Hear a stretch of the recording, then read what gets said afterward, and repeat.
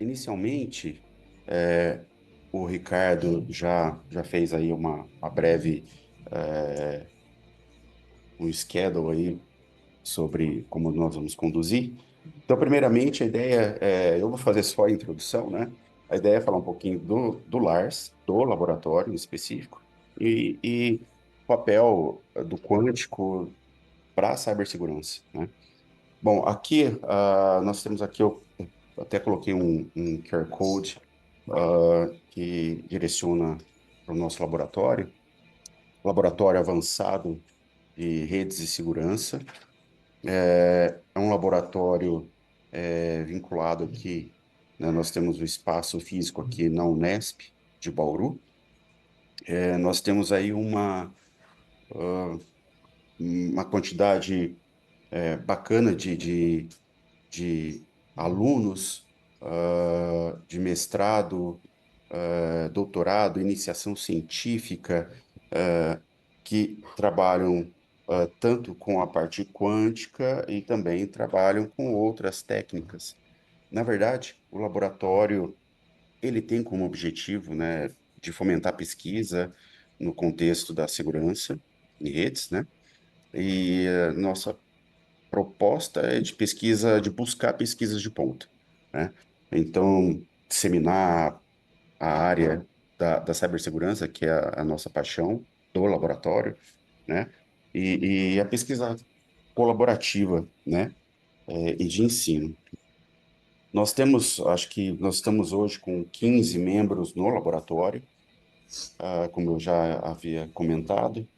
É um grupo forte, um grupo robusto. A gente está literalmente trabalhando com diversas técnicas, diversos métodos, que de alguma forma podem contribuir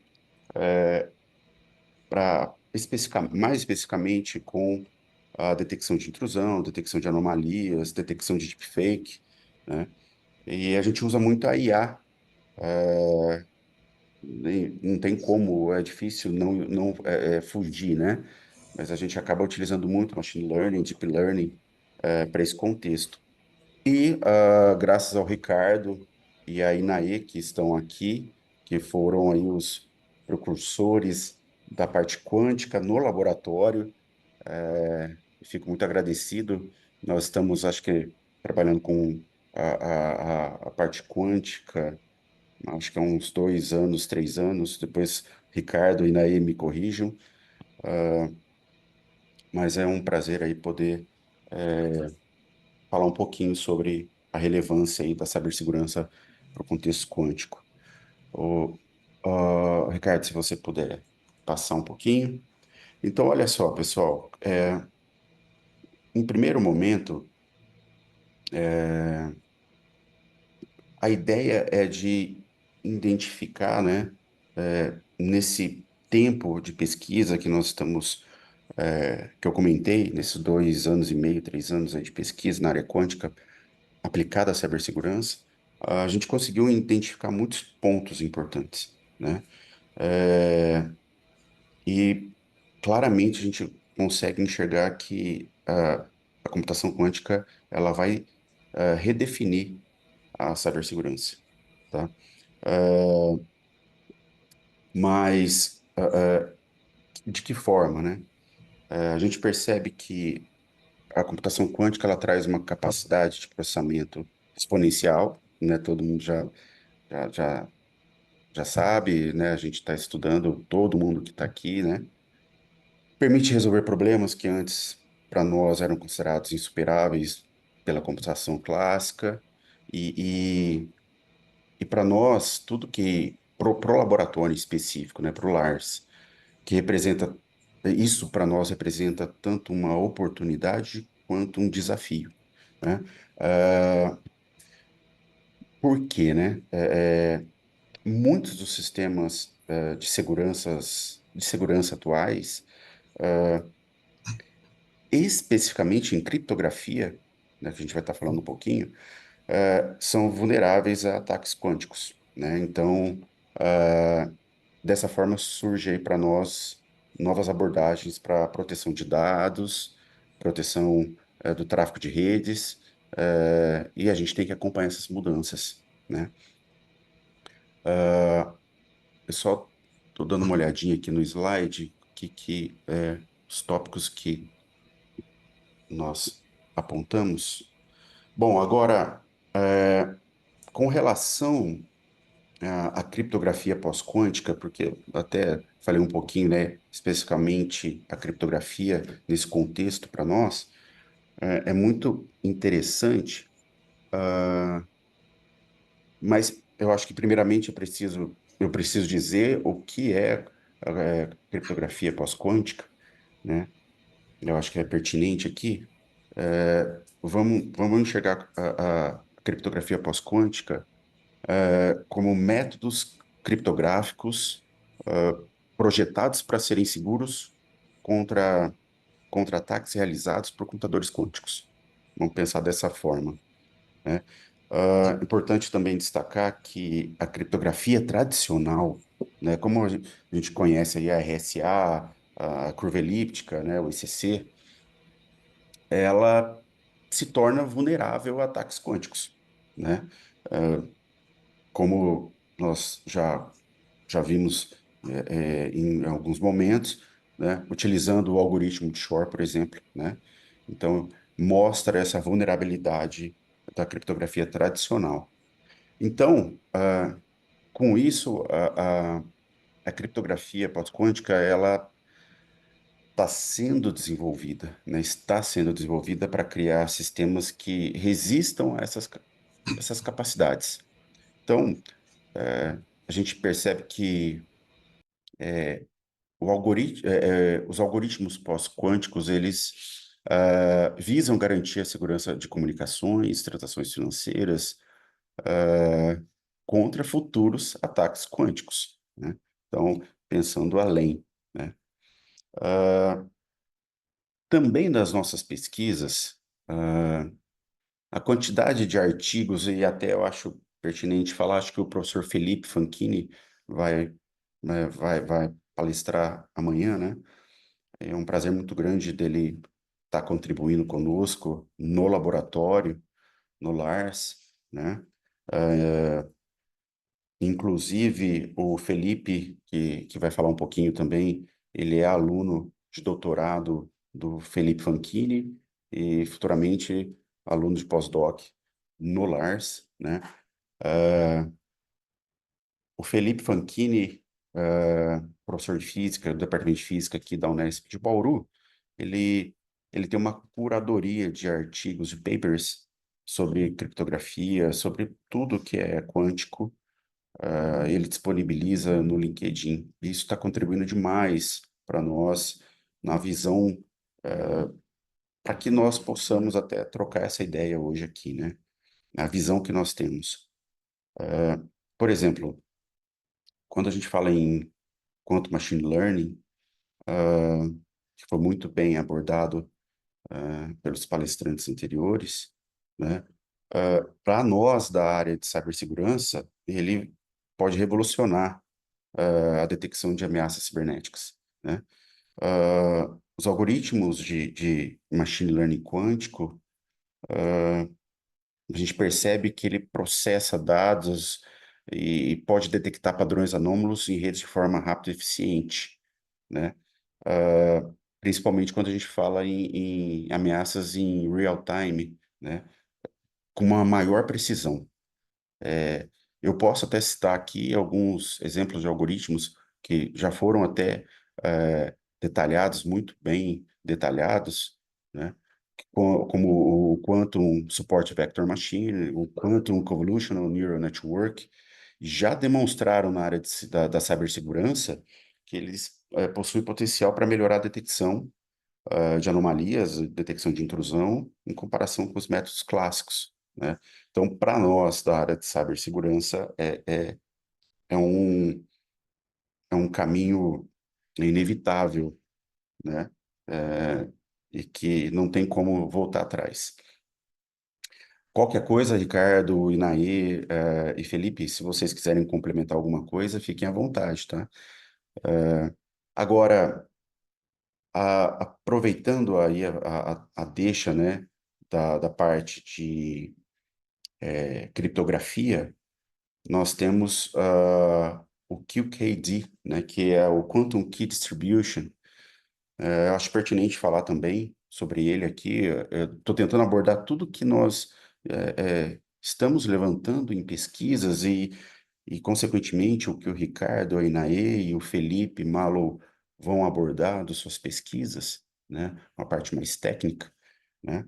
Ah, o QKD, ele, para nós da cibersegurança, é uma técnica extremamente robusta, é uma técnica de comunicação, uma prova de interceptação. Isso, para nós, é muito relevante, porque qualquer tentativa de escuta altera o estado quântico das partículas envolvidas.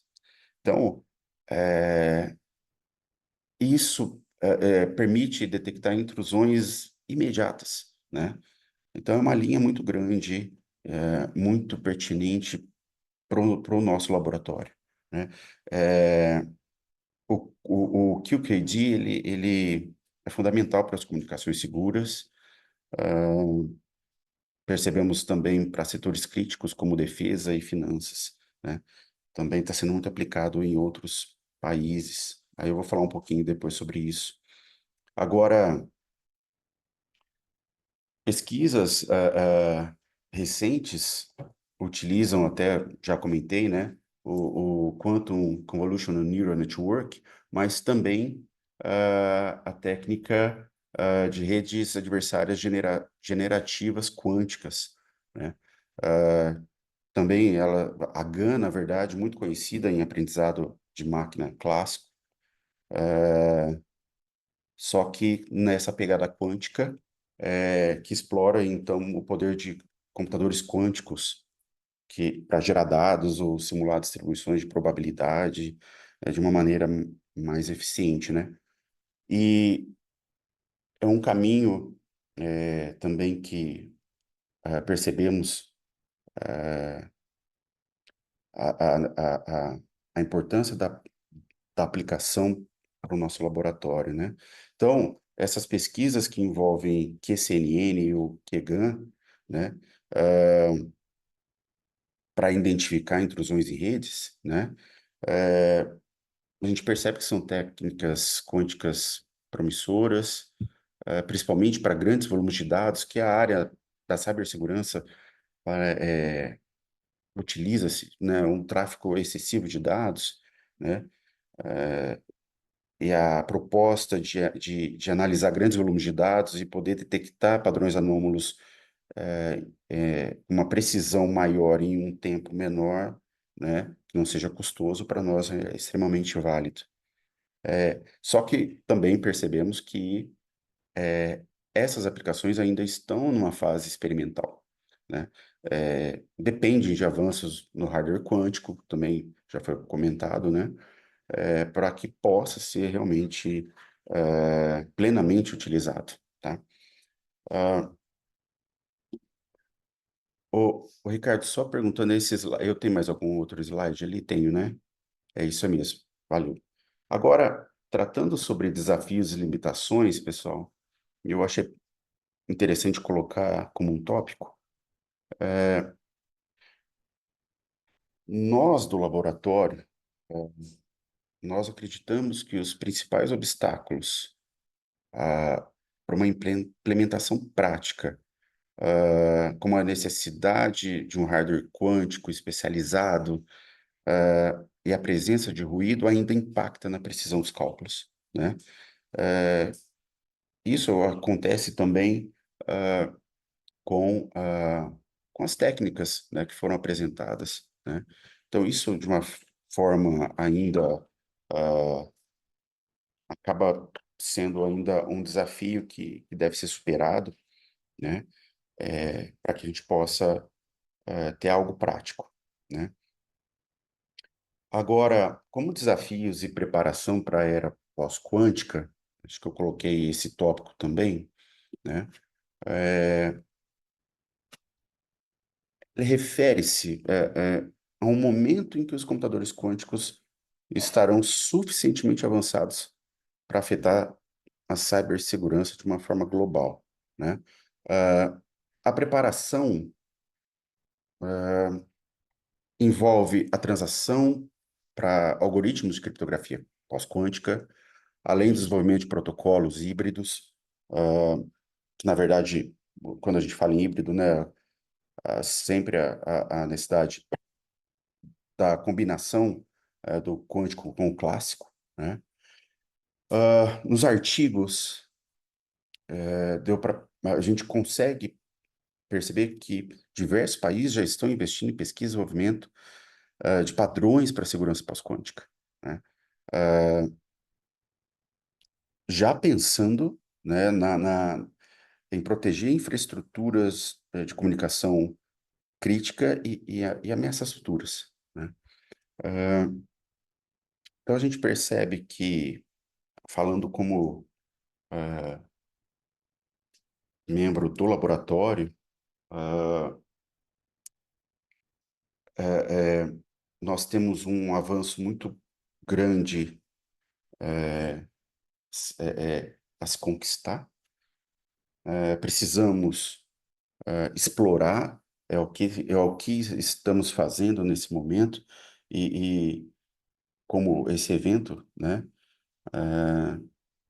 propõe, né, esse conhecimento, e a ideia inicial é de apresentar o laboratório e algumas das pesquisas quânticas que estão sendo desenvolvidas no laboratório, né? Hoje temos a oportunidade do Ricardo falar um pouco, da Inaê e do Felipe Malo, mas nós temos aí um grupo, como eu disse, forte, robusto na parte quântica. Então, como é algo ainda incipiente para a cibersegurança, nós estamos buscando caminhos, né, para trazer o quântico, de uma vez por todas aí no contexto da cibersegurança. A ideia minha, pessoal, era uma breve introdução, né, sobre o nosso laboratório. Agradeço de coração, é a parte mais fácil ficar comigo. Eu vou passar a palavra, então, para a Inaê, a nossa colega de laboratório, para ela dar continuidade. Aí ela vai falar um pouquinho sobre as pesquisas que estão rolando aí, o que ela está desenvolvendo, tá?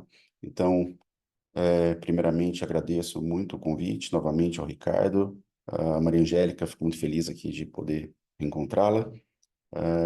Passo a palavra, então, para a Inaê. Maravilha, professor Aquela.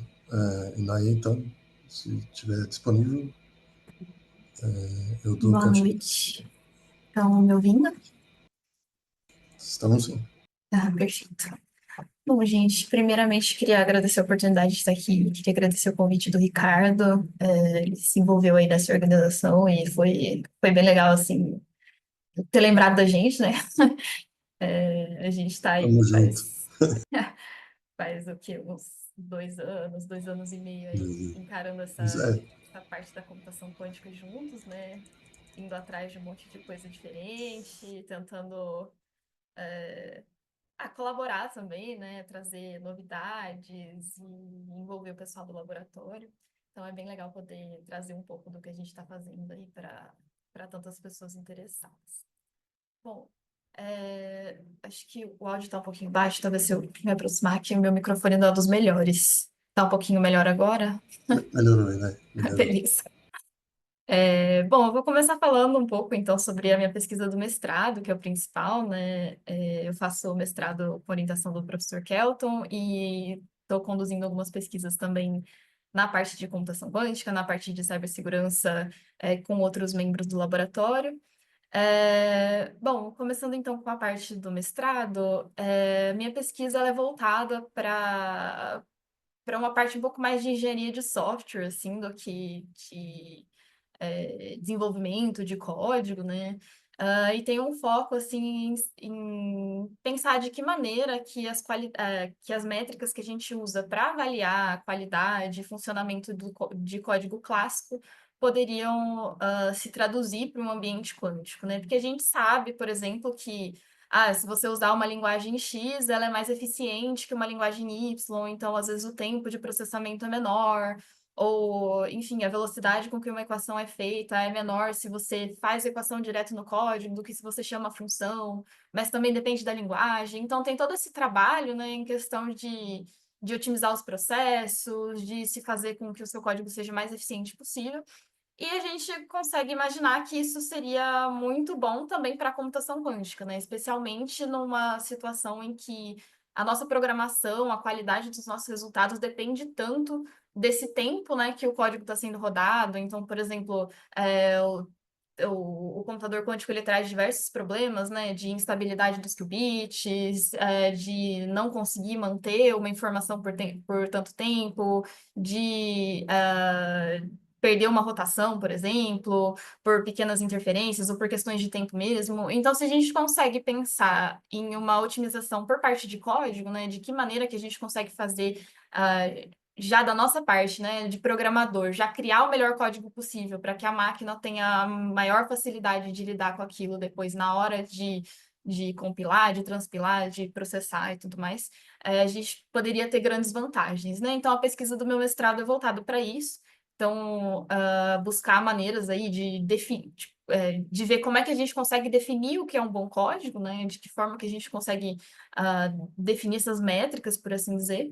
Ah, e, bom, inicialmente não tinha nenhuma publicação sobre esse assunto, não tinha muita coisa sendo desenvolvida nesse sentido, mas no final do ano passado foi publicado esse artigo que está citado ali embaixo, esse The Smelly Eight, que uma tradução livre seria os 8 fedidos, que é uma maneira que a gente trata os problemas de código, né, na engenharia de software, né? A gente chama de cheiros no código, né? São coisas que atraem a nossa atenção como problemas no código.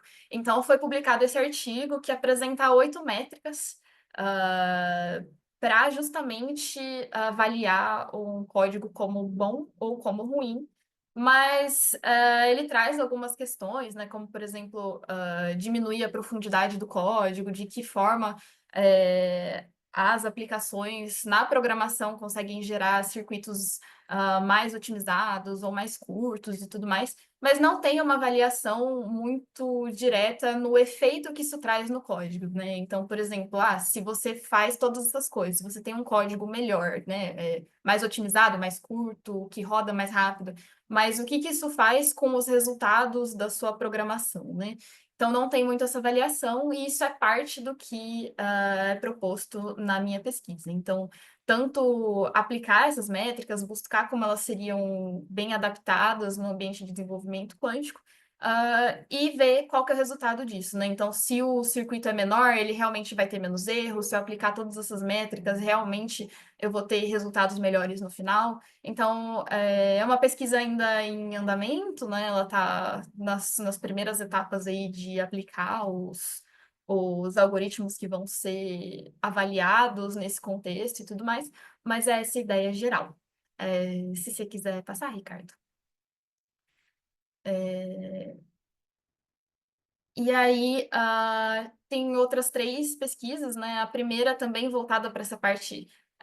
Esqueci de mencionar, né? Mas a pesquisa anterior ela está linkada com essa parte da cibersegurança, no sentido de que os códigos que estão sendo avaliados e que estão sendo aplicados nesse contexto são códigos de aprendizagem de máquina voltados para a detecção de anomalia em redes. Então, tem esse link, né, com essa parte da cibersegurança. E esses outros 3 títulos aí não são títulos provisórios, na verdade, são mais descritivos.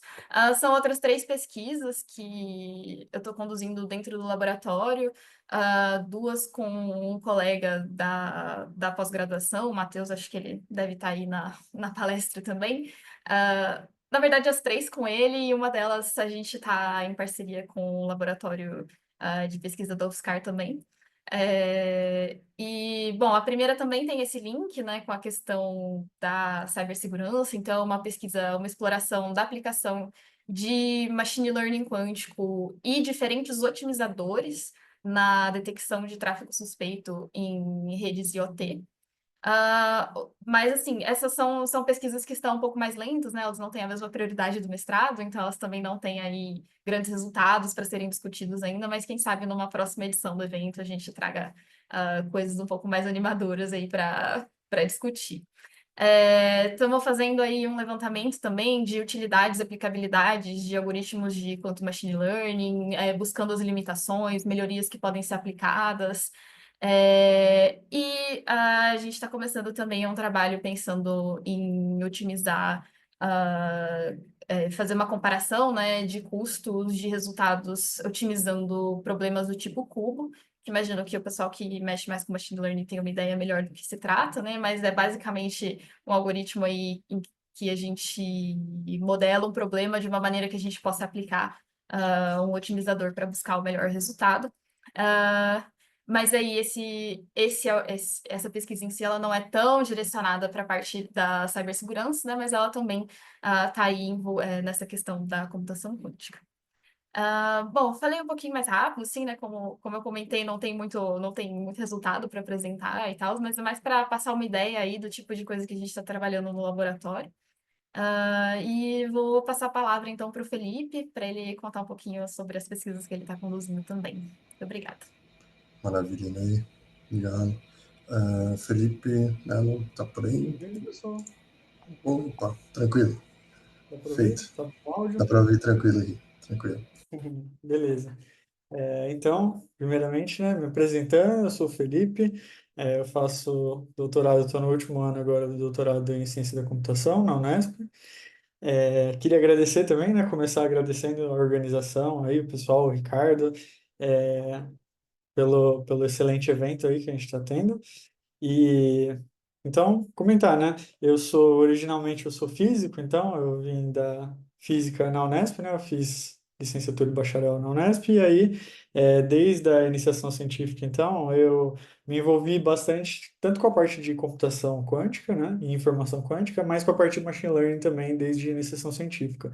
Então, faz um certo tempo que eu tô nessa, assim, né? Agora eu acho que desde 2019 ou 18.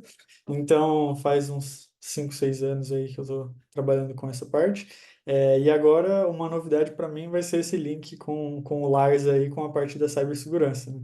Então, eu estou ainda... Oficialmente, eu não estou nem dentro, no sentido de que o meu pós-doutorado é para começar no ano que vem, né? Então, a gente está iniciando aí agora as pesquisas que fazem esse link da parte de quantum machine learning com cibersegurança, né? E aí mais especificamente na parte de detecção de anomalias, né? E então essa parte de detecção de anomalias com a quântica é algo extremamente recente, né? Acredito, se eu não estiver enganado, o primeiro paper que saiu com relação a isso foi em 2017, então a gente tem só 6 para 7 anos aí que isso começou a ser estudado. E o bom é que significa que tem muita coisa para a gente fazer, né? Muitas contribuições que a gente pode dar nesse sentido. Então, meu projeto vai estar focando na parte de detecção de anomalias, e eu vou comentar um pouco então sobre o que a gente pretende fazer, e também em seguida sobre o que eu tenho feito anteriormente a essa parte de detecção de anomalia, né?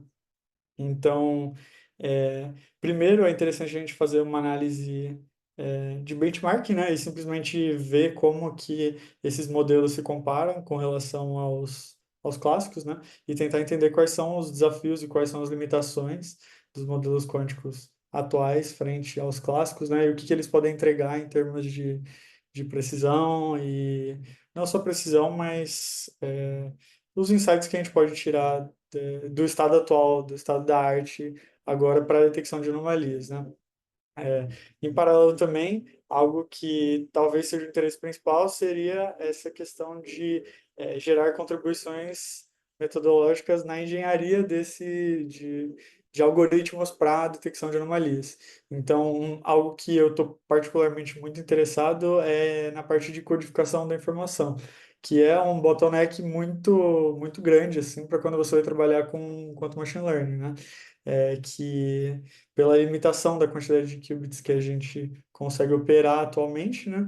Você precisa conseguir, na maioria das vezes, né, para ter um resultado razoável, codificar a informação de uma forma que você consiga processar o volume de dados necessário, né? E isso a gente tem pensado em várias formas de fazer. Uma delas é com os autoencoders, por exemplo, que já foi mencionado antes, né? Ou mesmo PCA e técnicas de redução de dimensionalidade ou mesmo de feature selection, né? Então, algo que a gente já está pensando também seria utilizar algoritmos de Explainable AI, como o SHAP, por exemplo, para tentar identificar as features mais importantes para serem usadas num problema de detecção de anomalias, por exemplo, né? Então, são esse tipo de coisas que a gente pretende olhar, assim, no que diz respeito a contribuições de metodologia, né? Em paralelo também, a gente tem a intenção de rodar isso em software, em hardware quântico real, né? Então, naturalmente, a gente vai ter que lidar com o ruído e por mais que a gente consiga, se tratando de poucos qubits, a gente consiga simular, a ideia é que a gente consiga fazer isso à prova de ruído, então a gente precisa de técnicas, né? Pensar de formas que a gente consiga contornar isso, né? Para a parte de detecção de anomalias. E também todo esse estudo, né, toda essa parte de benchmarking, de contribuição metodológica e de mitigação de ruído, ela vai ser permeada pelo estudo de casos reais, né? Então a gente vai pegar datasets do mundo real, sejam eles de intrusão, ou sejam eles, por exemplo, até de detecção de anomalia em pulsares, que seja, e a gente vai tentar fazer essa detecção, então, em datasets reais, né? Então, seria um estudo mais aplicado. Essa é a orientação que a gente está tomando. Pode passar, Ricardo.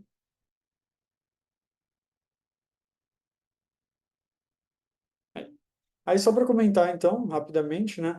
Como eu havia falado, essa parte desse link da cibersegurança é o que está chegando agora, são os trabalhos para o futuro, mas a gente tem feito algumas coisas, né? Especialmente com o professor Franchini, né? Que vai também palestrar amanhã, né? A gente tem tido alguns resultados legais nessa parte nessa interface entre machine learning e computação quântica, né? E informação quântica de uma forma geral. Então, esse artigo, por exemplo, que está em cima, foi publicado em maio desse ano, e ele foi escolhido como editor, sugestão do editor na Physical Review A, e nele, com os colegas da Turquia, a gente basicamente tinha um sistema quântico colisional, né, em que os qubits estariam interagindo com eles mesmos e com o meio ambiente, né, com o environment, e aí a gente basicamente, a partir das colisões iniciais, aplicando, usando o machine learning, a gente consegue prever no futuro se esses qubits vão estar sincronizados ou não. Porque, não qubits especificamente, né? Se essas partículas vão estar sincronizadas ou não. E aí a gente basicamente consegue fazer isso olhando apenas para as primeiras colisões, sendo que geralmente você demoraria ali milhares de colisões para conseguir determinar se essa sincronização vai ocorrer ou não, e a gente faz isso com uma precisão muito razoável, né? E, e aí no de baixo já foi um artigo do ano passado, na Scientific Reports da Nature, e a gente está mostrando que é possível classificar, usando machine learning também, a gente classificar fases quânticas com fases em comum em diagramas de fase diferentes, de modelos diferentes, basicamente. Então a gente está mostrando que existe uma independência de modelo ali na questão das fases quânticas. Pode passar? Mais um. No de cima, basicamente, a gente vai estudar em computação quântica baseada em medida, a gente vai estudar memória não markoviana, que seria que não, vamos dizer, uma sucessão de eventos que um não interfere no outro necessariamente, né, que tem o efeito da memória. E no de baixo, esse é o último artigo que a gente está trabalhando agora, que ainda não foi publicado, mas basicamente a ideia novamente na parte de classificação de fases quânticas, a gente fazer essa classificação agora usando quantum machine learning ao invés de machine learning clássico, e a gente faz a seleção das features para tornar possível o processamento dos dados, né? Pelo número pequeno de qubits disponível, a gente faz a seleção das features usando o SHAP, né? Que é um método de Explainable AI. E pegando as melhores features, as features mais importantes para a predição do modelo, a gente consegue prever ali com mais de 90% de precisão quais são as fases quânticas, usando dois modelos, que seriam o QSVM, né? Que o nosso colega falou agora há pouco, e também a gente faz isso com o Variational Quantum Classifier também, que é um outro algoritmo de classificação quântica. Acho que da minha parte é isso, então. E agora eu passo a palavra para o Ricardo. Obrigado, pessoal. Obrigado, valeu, Felipe. Pessoal, preciso fazer um adendo aqui. O Felipe Mello, junto com o Felipe Fanchini, eles foram responsáveis por me estender a mão para essa área, que é instigante. Então, aqui, mais uma vez, agradeço profundamente. O professor Kelton foi o responsável por estender a mão, né, para o laboratório, para o LARS, para o doutorado. Então, ele teve coragem, né, de abraçar o desconhecido, porque, naturalmente, é uma área mais de físicos, né? Então, na área da computação, nós estamos agora desbravando, né? E, então, faço aqui, né, esse adendo agradecendo a eles por essa oportunidade. Então, retribuir, né, como é uma palavra forte, é só uma questão de sequência, né? Segue a corrente. Então, assim, convidando todos eles para participar aqui, faz parte. Espero que lá na frente, em algum momento, vocês pensem assim, nossa, lembro daquele evento, o pessoal, né, de repente, abriu a mente para que eu trabalhasse, atuasse nessa área, porque certamente é uma área promissora, né? Então, agora eu vou contar um pouquinho da minha história, né, da minha pesquisa. É uma historinha, né, comprida aí, vamos ver.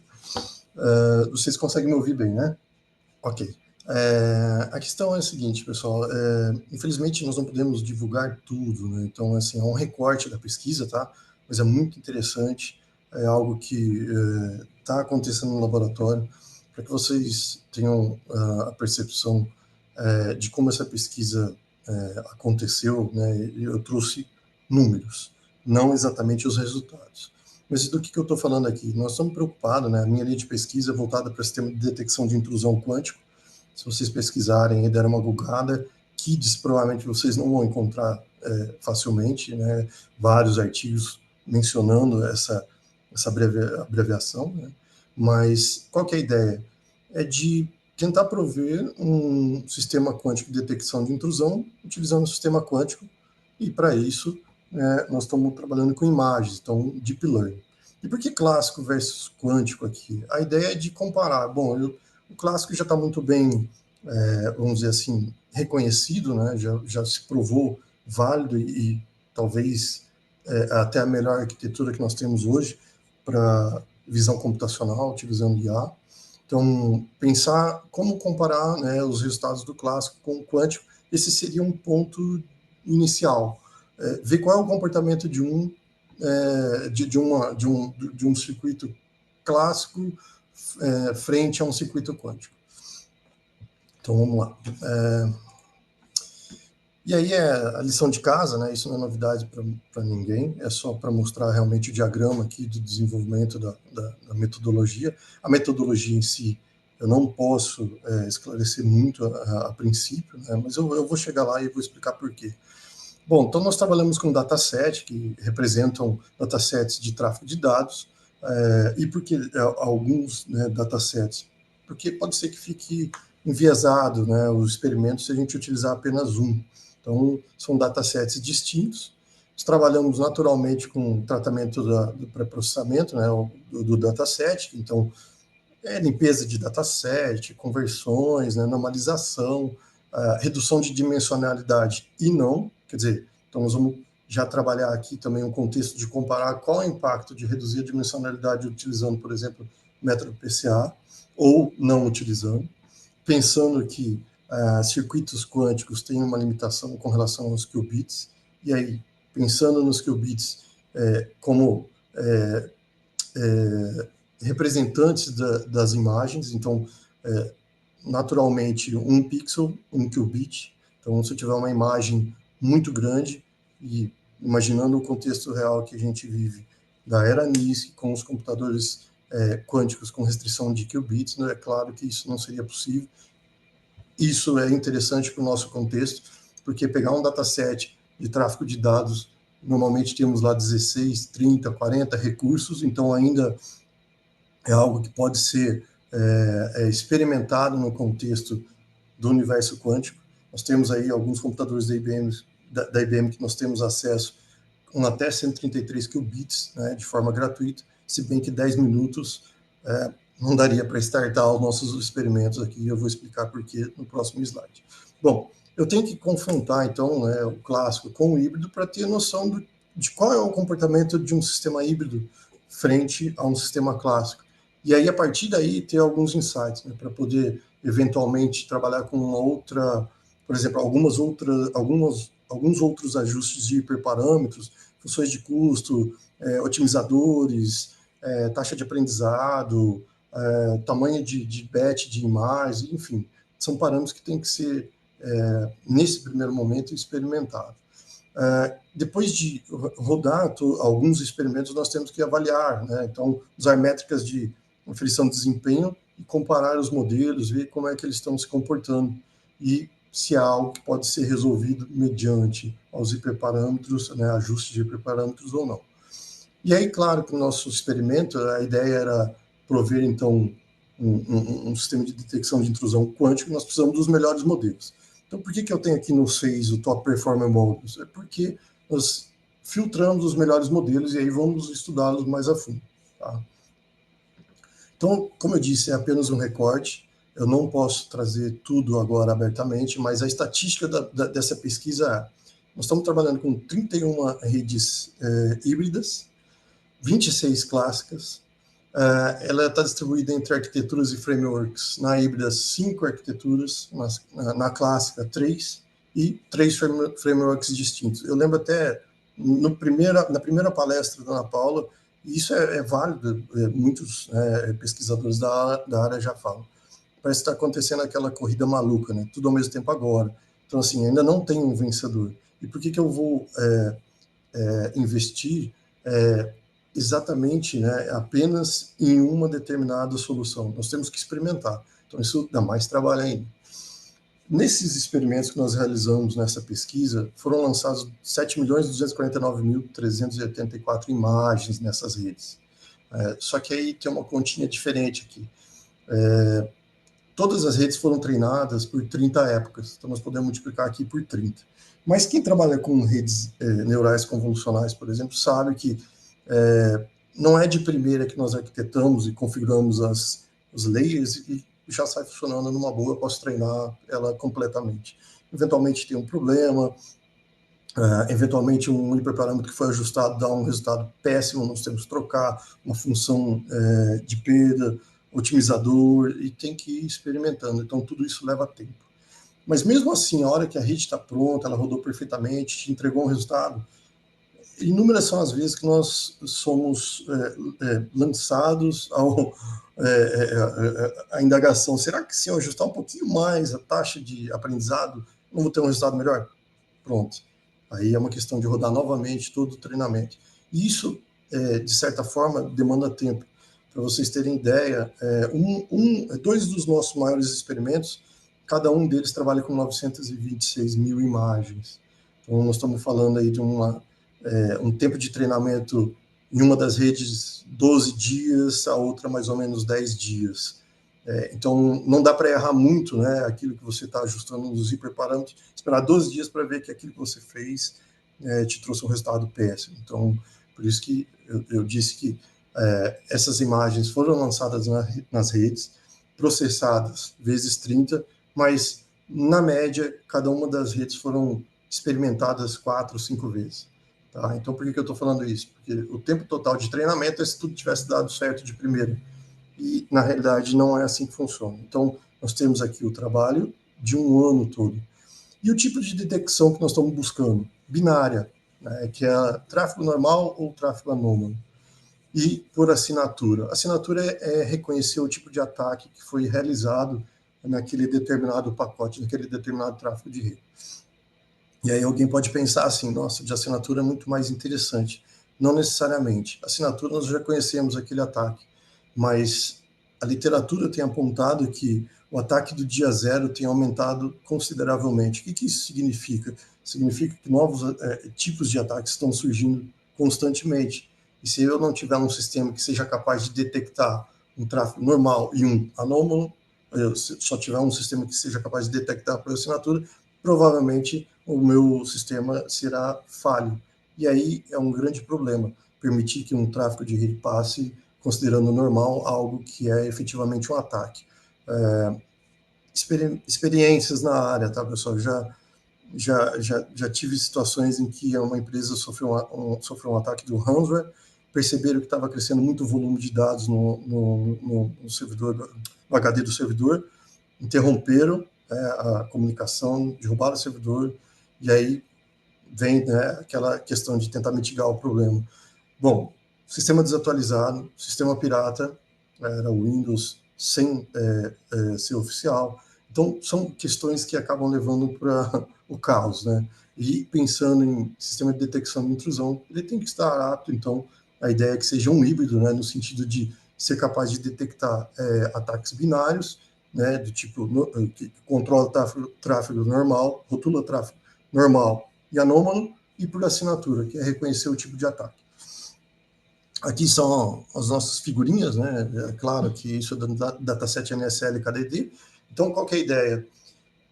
Após a etapa de pré-processamento, tem todo um tratamento para que seja providenciado aqui a conversão dos textos para imagem. Então, o que nós estamos vendo aqui parece todos contra um, né? Nós temos aqui uma característica de um tráfego denominado como normal, rotulado como normal, e alguns rotulados como tipo de ataque. Para a gente, enquanto seres humanos, isso não significa nada. Mas, a nível de algoritmo, isso aqui é rotular o tipo de ataque. Ah, mas é tudo? Então tá fácil. A hora que chegar essa imagem aqui é o Apache 2, a hora que chegar o SQL, ataque é exatamente essa imagem. Não. Aí vem, né? Várias variáveis. Eu posso ter um tipo de ataque, todos os tipos de ataques têm variações, por quê? Tempo de ataque, ou seja, tempo de persistência do ataque. No SQL, por exemplo, tem algumas variantes do tipo de ataque SQL, e outras questões que impactam no valor dos recursos que estão aqui, que compõem a imagem. Então, tudo isso aqui é um grau, é um nível de dificuldade para ser superado, e nós temos efetivamente um sistema capaz de detectar o tipo de ataque, ou se é um ataque, né, um tráfego anormal, para poder efetivamente bloqueá-lo, né? Então, assim, é um recorte, não é tudo que nós podemos, nesse momento, apresentar. Gostaria muito, e para falar a verdade, o tempo não seria o suficiente, mas tudo isso aqui vai ser publicado. A ideia é que nós decidimos compilar todos os resultados, tudo que foi feito, de uma forma que o artigo seja um workflow. Então, a ideia é divulgar o passo a passo, compartilhar o passo a passo, para que vocês tenham ideia. É um artigo que vai ser submetido para um journal. Então, hoje ele está com 47 páginas, tá? Então, não é um artigo trivial de 6, 8 páginas. Por quê? Porque nós fizemos questão de compartilhar tudo aquilo que foi feito, inclusive as descobertas, os insights, né? Então, essa é a ideia de realizar uma pesquisa lá no Lars, desenvolver a pesquisa, validar a pesquisa, mas compartilhar e realmente abrir o jogo, né? Compartilhar aquilo que está sendo feito. Porque, no final das contas, cibersegurança é uma questão de segurança, eventualmente, nacional, e até por conta disso que existem os CSIRCs, porque é a ideia de que todos devem se proteger, né, contra ataques cibernéticos. E se tiver essa ameaça descontrolada, certamente invalidará muitas soluções tecnológicas que nós consumimos no dia a dia. Então, é assim, pessoal, só finalizando, é um trabalho de praticamente um ano, tá? E aí eu deixo algumas dicas de ouro, que eu vi muito ali, eu vim acompanhando o chat, alguns questionamentos que eu achei interessante. Eu imaginei o seguinte: na hora da minha palestra eu vou já pontuar isso aí. Apanhei bastante quanto a experimentar frameworks, linguagens distintas. Por quê? Porque existe uma batalha de titãs, né? Se pensar nas versões de drivers, incompatibilidades, versões do Python e assim por diante. Então, uma solução legal foi usar o Anaconda.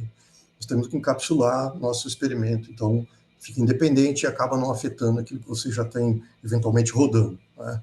Uma outra dica legal, trabalhar com um experimento que uma rede que é treinada com quase 1 milhão de imagens, para mim é uma novidade, e aí eu aprendi, né, com muito custo, que é extremamente importante você salvar todos os seus resultados de métricas do treinamento em um arquivo externo, para que você possa futuramente usar aquele arquivo para produzir gráficos, experimentos novos a partir dele.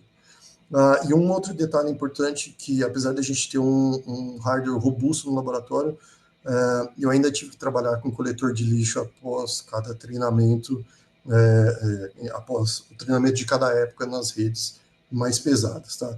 Não, se vocês forem pesquisar, vocês vão ver que isso não existe ainda um consenso, mas foi a única forma que eu consegui encontrar para o nosso hardware disponível no laboratório, que é um hardware robusto, conseguir processar esses 2 experimentos maiores aí, que levam, como eu disse, um deles 10 dias e o outro 12 dias para ser finalizado, com 30 épocas. Então, só por aí já dá para vocês terem uma noção daquilo que foi feito, tá? Então, essa era a apresentação do meu trabalho que eu tinha para fazer. Espero em breve que ele seja realmente aceito como um artigo para ser publicado nesse journal, que nós já miramos, né? Já tem um target aí. E tão breve seja aceito, eu posso compartilhar com vocês ele na íntegra, seja pelo LinkedIn, seja pelo grupo aqui dos inscritos, tá? Porque a ideia nossa, e principalmente, né, atuando como docente, a ideia é compartilhar. A felicidade do docente é compartilhar o conhecimento e ver que aqueles que estão recebendo, na maioria das vezes, evoluem, né, mais ainda do que nós mesmos. Isso é sensacional, tá? Essa é devolutiva aí, tá? Então, essa é a ideia, devolver para a sociedade, ok? Vou finalizar aqui com essa última página, caso vocês queiram entrar em contato, o QR Code aí, uma ideia que saiu do Douglas e do Fabrício, achei muito interessante. Fiquem à vontade, tá? Se tiver questionamentos para ser lançados aqui para o grupo, fiquem à vontade também. Novamente, eu lamento muito por não poder compartilhar tudo, mas se pudesse, certamente passaríamos o dia aqui trocando ideia, vendo gráficos e compreendendo todo o comportamento das 2 redes e aquilo que nós descobrimos realizando essa dinâmica de pesquisa, ok? Obrigado, pessoal.